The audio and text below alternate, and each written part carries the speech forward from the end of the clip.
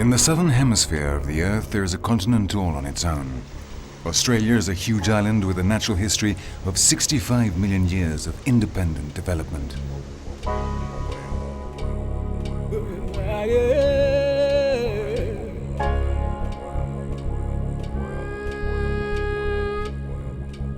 Ninety 90% of the territory is completely flat. This is a land of vast distances, high plains and plateaus with just the very occasional scattered hills and weather-beaten mountain ranges.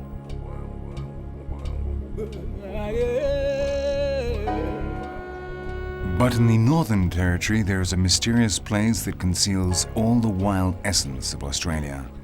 The magic country of the ancient inhabitants of this great island, one of the biggest national parks in the world.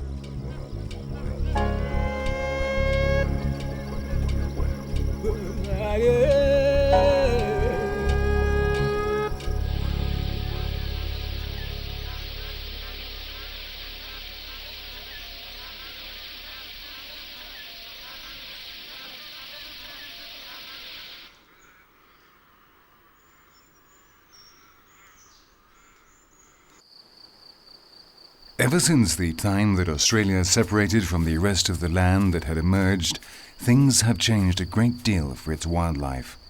The symbol of this is, of course, the kangaroo, living proof of this theory. It's a marsupial, a type of mammal with no placenta, which houses its young inside a bag. An archaic animal order whose sanctuary is here. The marsupials have evolved and diversified in 1,000 ways in order to take advantage of all of Australia's resources. This is a wombat, the equivalent with additional bag of the badgers of the Northern Hemisphere. As it likes digging, it has its opening towards the back, the opposite way round from the kangaroos, so as not to fill its sack with earth when it is working. Birds have also developed peculiar designs. The nightjar hunts at night, and until night falls, it stays completely still, pretending to be just another piece of dry wood.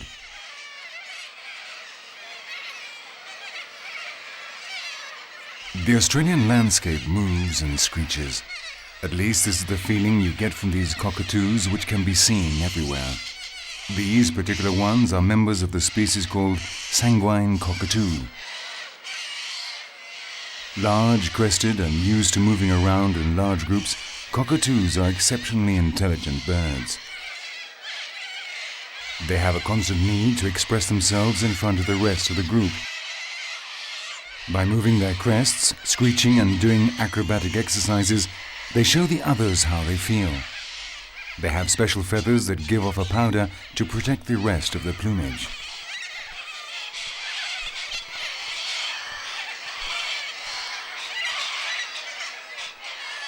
Cockatoos are almost exclusively vegetarian, but this one isn't. There are 20 species of monitor, known here as the iguana in Australia.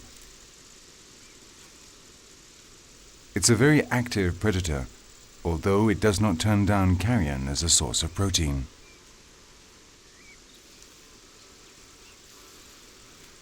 It patrols the ground, sucking at the air. Its forked tongue is sensitive to the smells in the atmosphere. Interesting smells because they lead to the food that its cold body needs to stay alive. Monitor meat is popular with the Aborigines, who have always hunted them in Kakadu.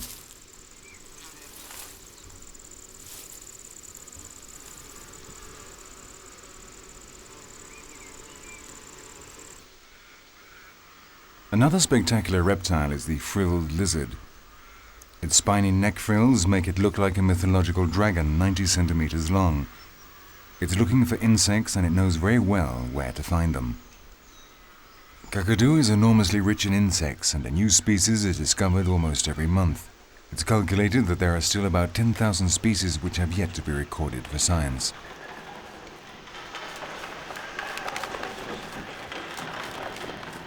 The weave ants from colonies of over 500,000 female workers descended from one single enormous queen, around which they build a nest out of acacia leaves bound together with silk.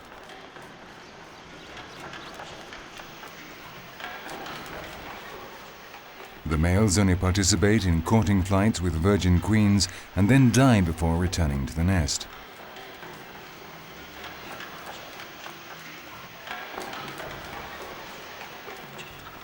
An efficient society in which the individual members always work altruistically for the good of the colony.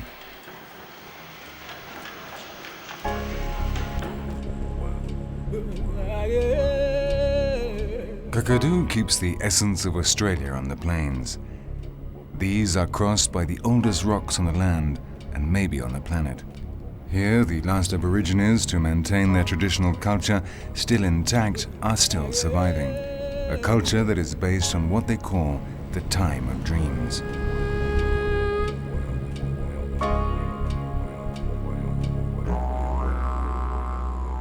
Warramurungunji, a female spirit, appeared from the sea and covered the earth, giving shape to living creatures. This is the Man of Light, the Lord of the Storms.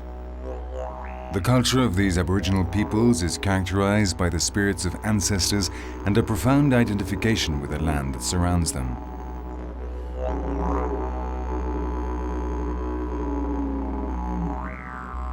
One of the elders explained it like this: the animals are like a family, the earth is our mother, the eagles are our cousins, the trees have blood pumping through them, which is just like ours.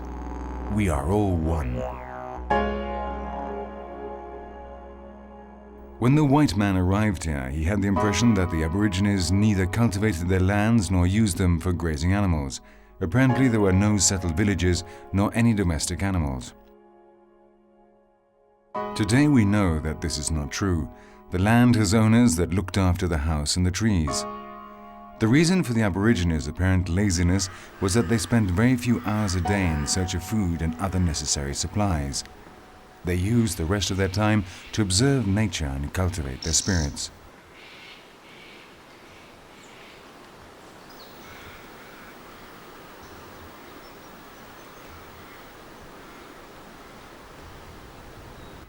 There is a tremendous philosophical force hidden beneath their apparently simple traditional way of life.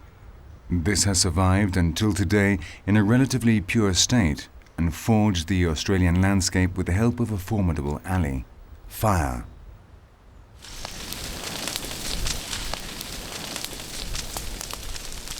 In the season which they call Yeke, which covers April and May, they started controlled fires that cleaned the forest floors and encouraged new shoots to appear.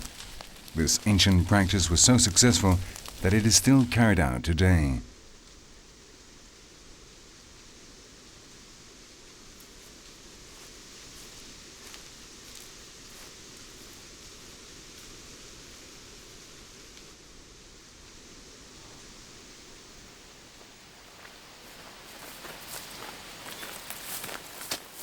Each year, Park Service agents set fire to the grasslands at the beginning of the dry season in order to prevent bigger, uncontrolled fires from occurring later in the year because of the build-up of dead plant matter.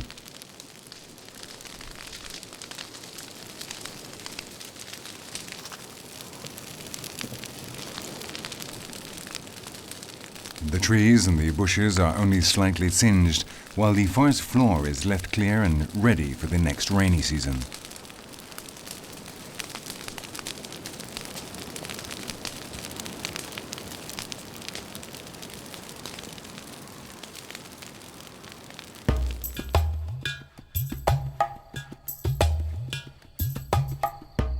Almost all the animals of Kakadu are used to the annual rites of fire, which mean death for the smallest of them.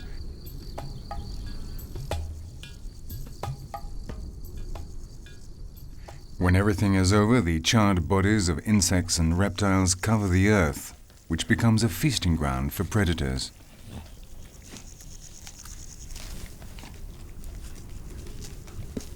But some animals, like this dingo, also like their meat less well done.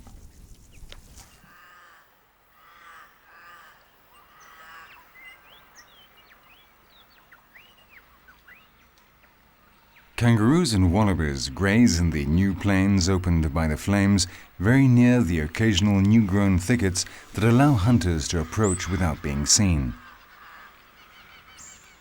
The mixed landscape of woods and clearings gives them an advantage.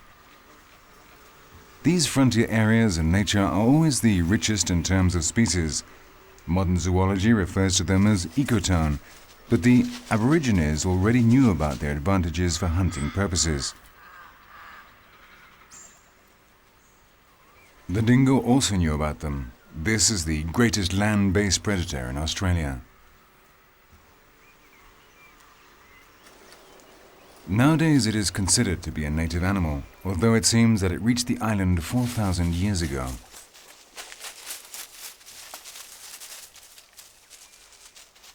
It is a relative of the semi-domestic dogs of Southeast Asia and was probably first brought here by humans, although we still do not know by whom, as the Aborigines were here thousands of years before.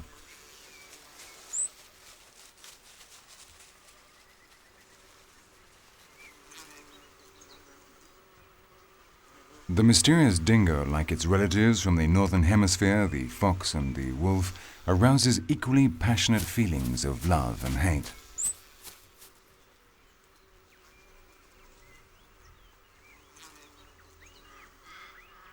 On the one hand, it is a wild animal which has become typical of this country and plays its part as a predator very well, but on the other it attacks sheep and is blamed for having eliminated valuable species such as the Tasmanian wolf and the Tasmanian devil. The farmers hate it so much that they have built the longest fence in the world to keep them away from the sheep, a 3,300-mile-long wire fence.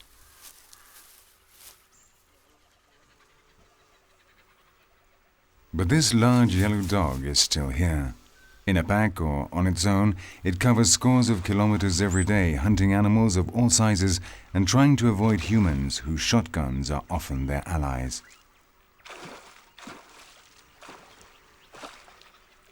Kangaroos and wallabies eat grass like sheep, and so they are often seen as competition and are shot by poachers' guns.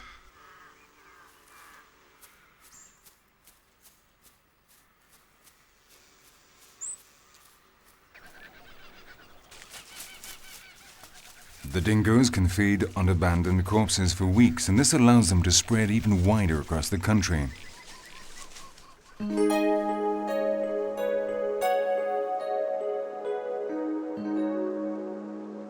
In March, after the heavy rains, the season which the Aborigines call Bangarang begins.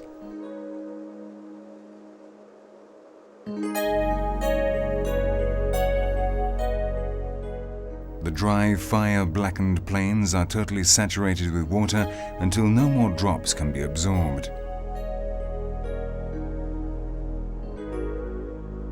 Rivers and lakes burst their banks and cover the land with an almost continuous layer of water from 1 to 3 meters deep in which life is reborn.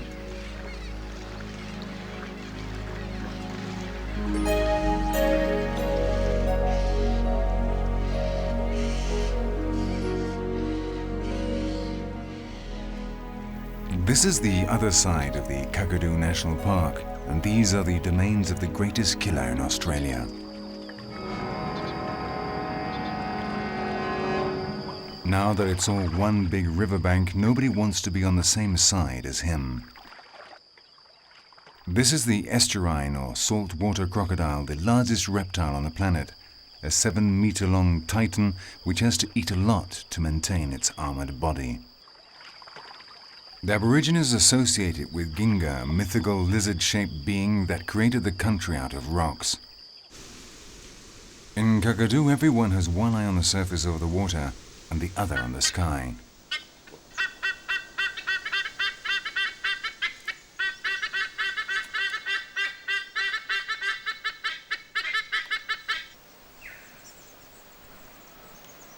It is also a time of plenty for the huge osprey eagle. These are fisher eagles, and they spend all the hours of the daylight watching from any hilltop or making reconnoitering flights from one hilltop to another.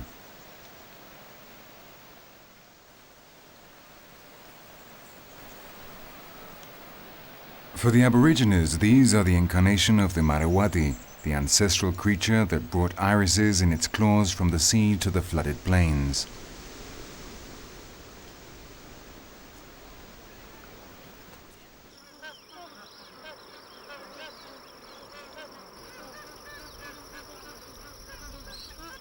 It is at this time of the year that the visitor can best appreciate why Kakadu has been declared part of the World Heritage by the UNESCO.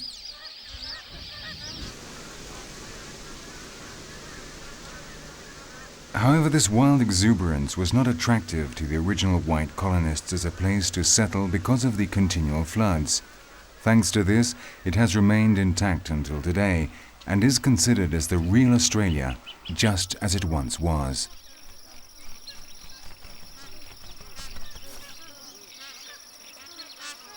This is what it must seem like to these magpie geese. They arrive at the end of May from their breeding grounds in search of wild rice which grows quickly under their wet feet.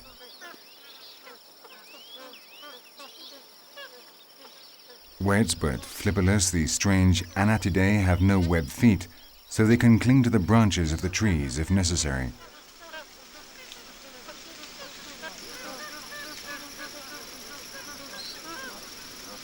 A very useful skill in a place infested with crocodiles.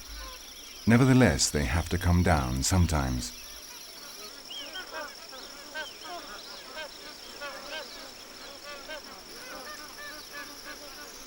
As the waters recede, these green pastures of fresh grass appear providing food for an army of specialized beaks.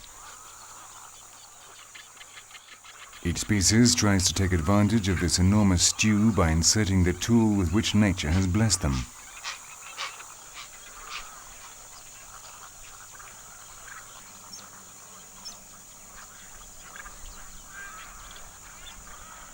The sacred Ibis inserts its curved beak with great care, probing the mud in search of small prey.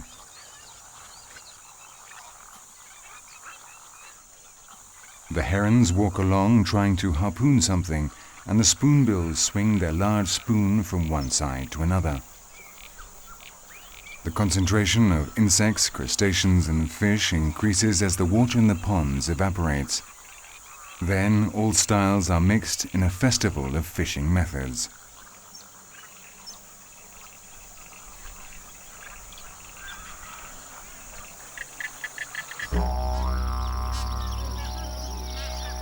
However, no bird should forget that the mud in Kakadu has teeth.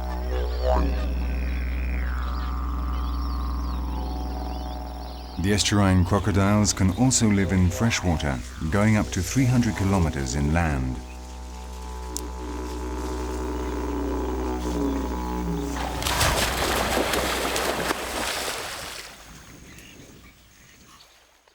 They have an unlimited appetite and even swallow big stones which stay in their guts so that their bodies stay lower in the water.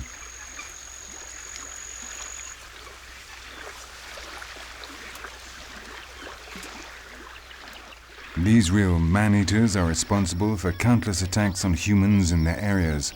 However, the thrill and the chance to see the big crocs brings thousands of dollars to Kakadu.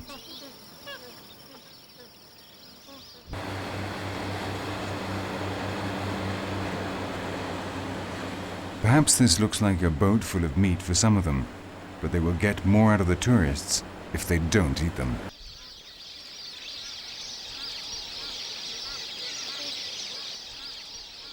For conservation purposes, visitors to Kakadu are channeled to just a few places which the park keepers control perfectly.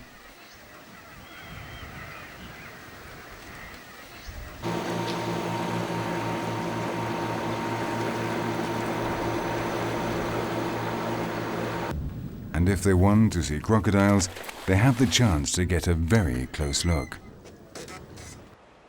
What we have here is one of these saltwater crocodiles, and you can see from the size of their jaws that they have voracious appetites. And these are extremely dangerous animals, as you can see. They're capable. If this man is not careful, he may be in for instant early retirement. These animals are extremely dangerous, so it's always wise to give them a very wide berth. These crocodiles are still wild and can move incredibly fast. As you can see, they're very fast, and they've got a wicked set of jaws. Although the old croc loses some of its natural dignity in these surroundings, this is preferable to trying to control myriads of individual tourists in these marshes with the risk that when the agency guide makes a recount of those who have returned to the buses, his numbers don't add up. Animals are capable of moving deep inland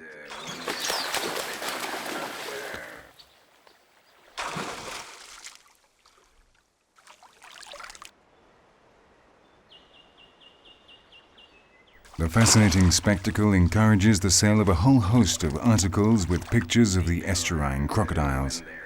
they don't have enough. The profits obtained are used in the care and management of the park, so this great reptile becomes a sort of benefactor for all the flora and fauna of Kakadu. To be able to sustain this incredible appetite that they have. Their vast herds amaze people who can't help imagining meeting one face to face. When they don't have enough.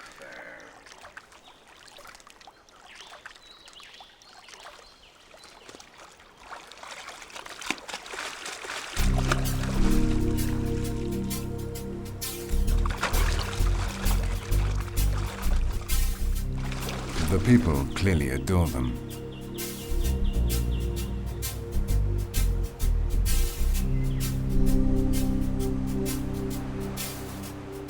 When the first colonists gave up any attempts to settle in the area because of the harshness of its climate, the crocodiles became important and notorious.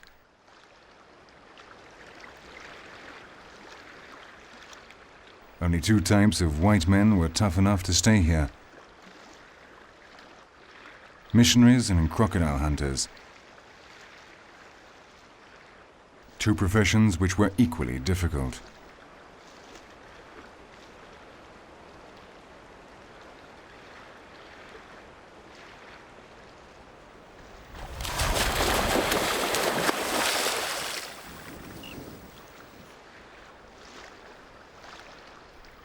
Fortunately, the authorities put a stop to crocodile hunting before it wiped them out.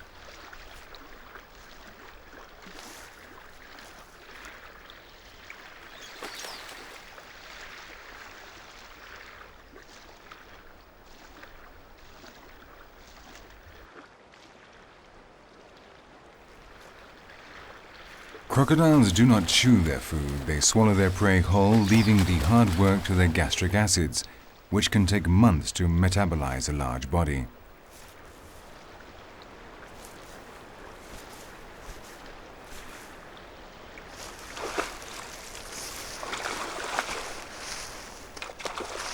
This fact, combined with the fossils of 17-meter-long estuarine crocodiles, gives us an idea of what these animals are capable of polishing off.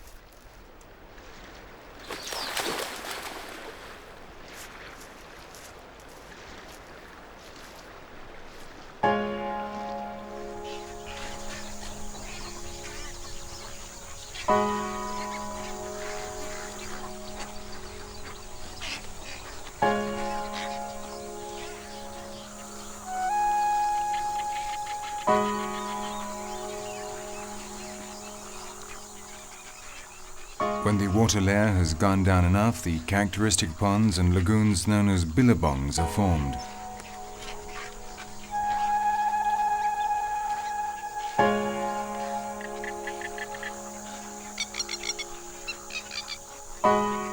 The Billabongs attract birds with aquatic connections from all over Australia.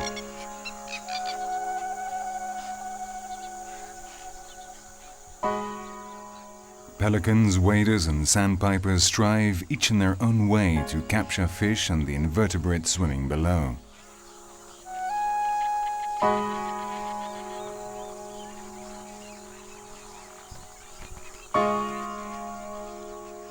This is a splendid moment for birds, as there is not enough water for crocodiles to be a problem, and only animals that can fly may reach this area without sinking.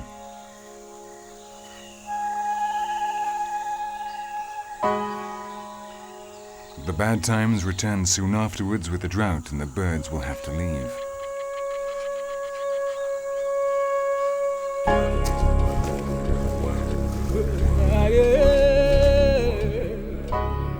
Then the dry heart of Kakadu will be populated by furry Australians with bags. Someone called this land Never Never Land because those who have seen it never want to leave. This may or may not be true, but the truth is that Kakadu oozes the essence of ancient Australia, the creative spirit of the Aboriginal goddess Waramurungundi.